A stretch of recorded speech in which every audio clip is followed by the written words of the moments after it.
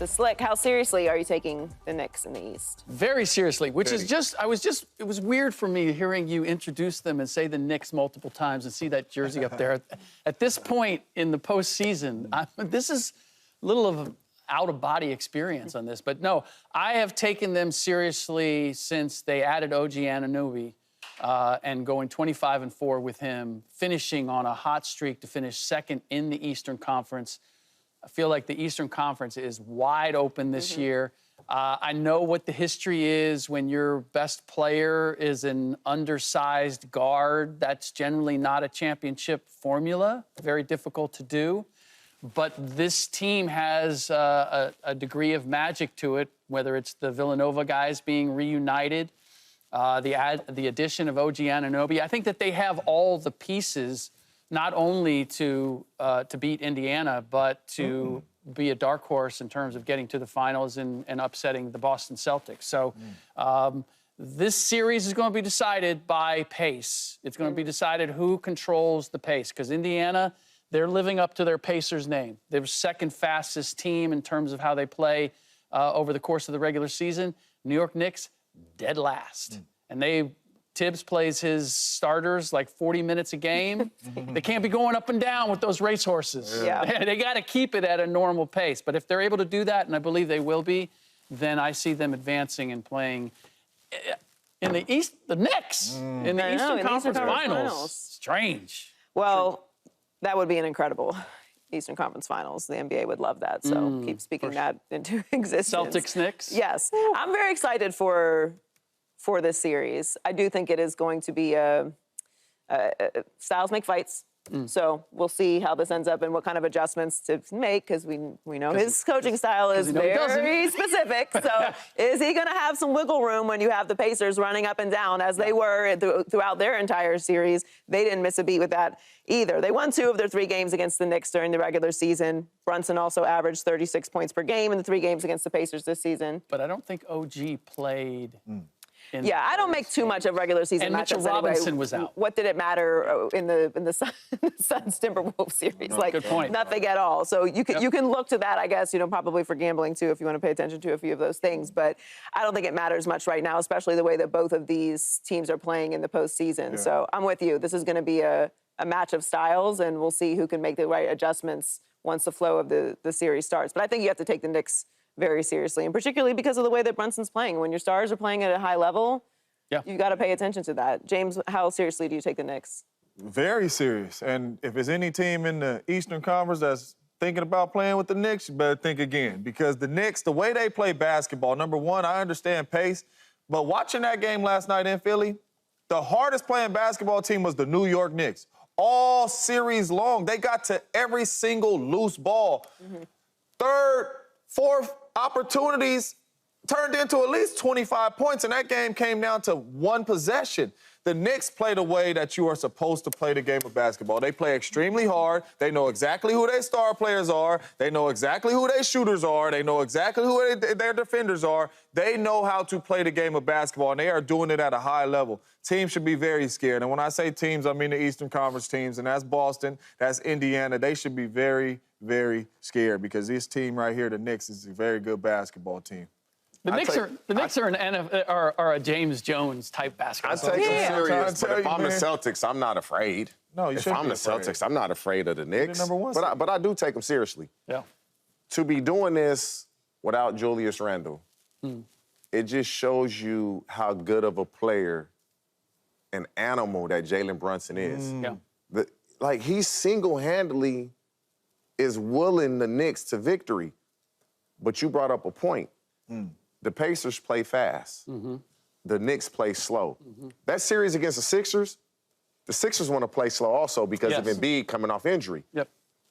You can't play Josh Hart 46 minutes per game like you just did against the Sixers.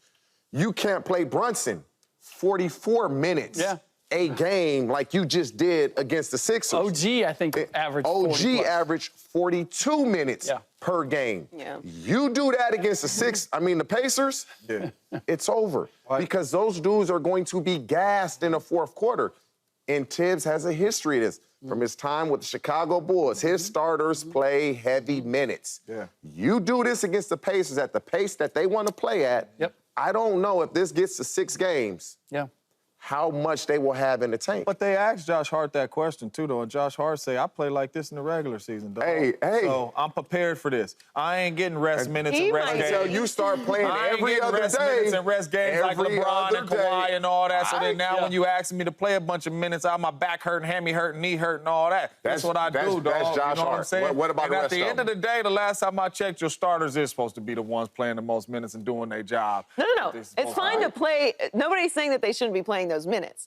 But how fast are they playing Yes. those minutes? You don't play- How much of this The way are they the doing Pacers wanna during run. those minutes? It's one thing if you're playing this kind So get of to your 42 pace. minutes. Get to your Listen, I can't wait to see it. I can't wait to see what the matchup looks like. My anxiety is, are the adjustments going to be able to be made? Because What adjustments? You know, Tim is historically speaking, that might be something I have a little Play them anxiety more. about. That's the adjustment. Play the Go whole more, game. harder. The Sixers were eliminated last night, and the Bucks were also eliminated by the Pacers. But who was the bigger playoff disappointments, like the Sixers or the Bucks? It was the Sixers for me, simply because I had greater expectations for them for this season. Obviously, I did not expect them to win the series because Joel Embiid missed 2 months, and then he had 1 week in the regular season to try to get back in shape for playoff basketball. I knew that formula was not going to work against a team that plays as hard as the Knicks do. And with both Mitchell Robinson and Isaiah Hartenstein, and again, one of the things that Tibbs will do is he'll look at a guy like Joel Embiid and go, oh, he's not in shape? Oh, we're going to make him work. And that's exactly what he did. And so Joel was out of gas by the fourth quarter. So I expected that. But they were, back on January 25th, they were 29-14. They were in third place in the Eastern Conference. And then Joel Embiid got hurt. And that changed the whole temperament of this team, of this season for them. Meanwhile, I just was never buying the Milwaukee Bucks from the beginning. And I know that they had a tremendous record. They had an even better record. They were 31 wins, right? But they had also played the easiest schedule in the league. And I just did not believe that defensively they were anywhere close to what they needed to be. I did not think they were contenders. And I thought that the 76ers, I thought this was their year for the way the Eastern Conference was constituted, the way Joel Embiid was playing at the beginning of the year. Tyrese Maxey had taken a step. You'd gotten rid of the whole James Harden distraction.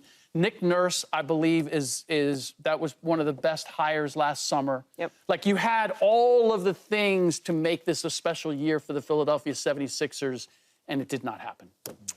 Yeah, I gotta go to the Sixers. I mean, the Bucks didn't have Giannis, and they didn't have Dame for the 6 games. So it's disappointing that they weren't available and they weren't healthy, but we knew Giannis wasn't going to play this series, and it was going to be an uphill battle for them from the beginning. Maybe you had a little faith in Dame, but then obviously Dame misses time. So it's disappointing that the Bucks series ended this way, but not surprising.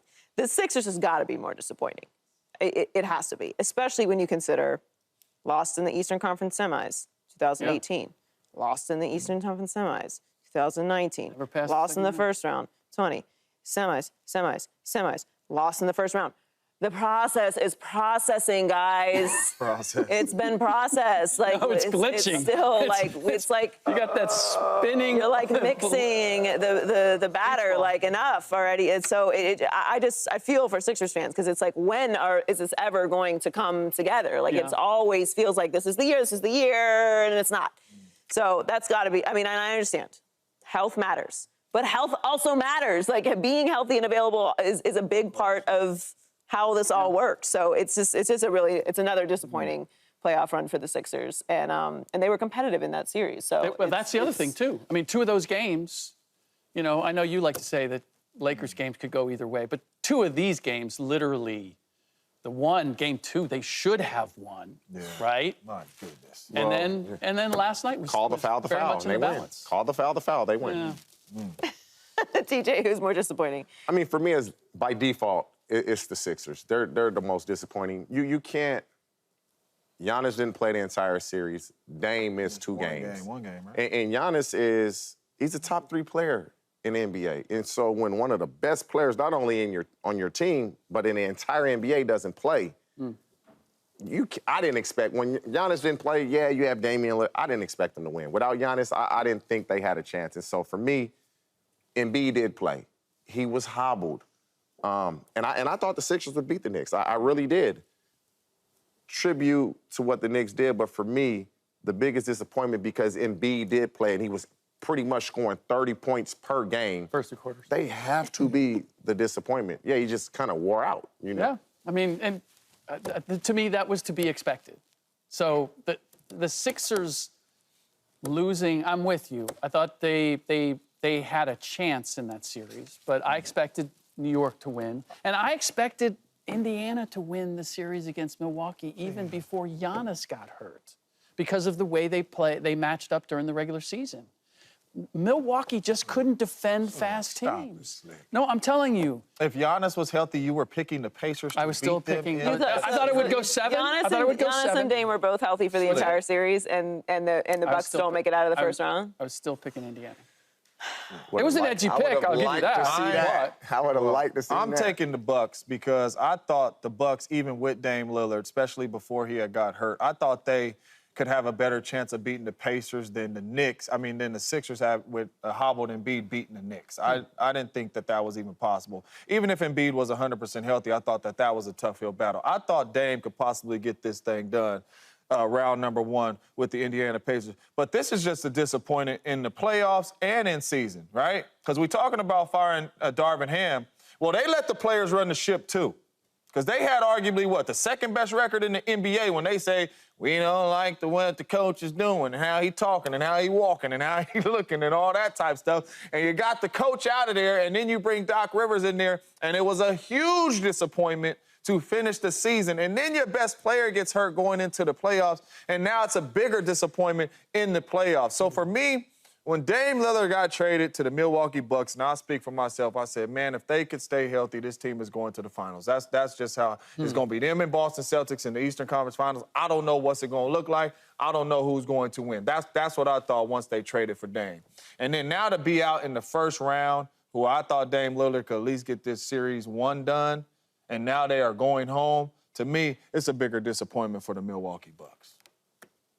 Even with everyone injured. Even with everyone injured. Because Dame missed 1 game. He came back. I thought Dame Lillard was going to get this series done. And to be honest with you, you're high on the Pacers. I wasn't. The Pacers was fighting in the play-in for a long time.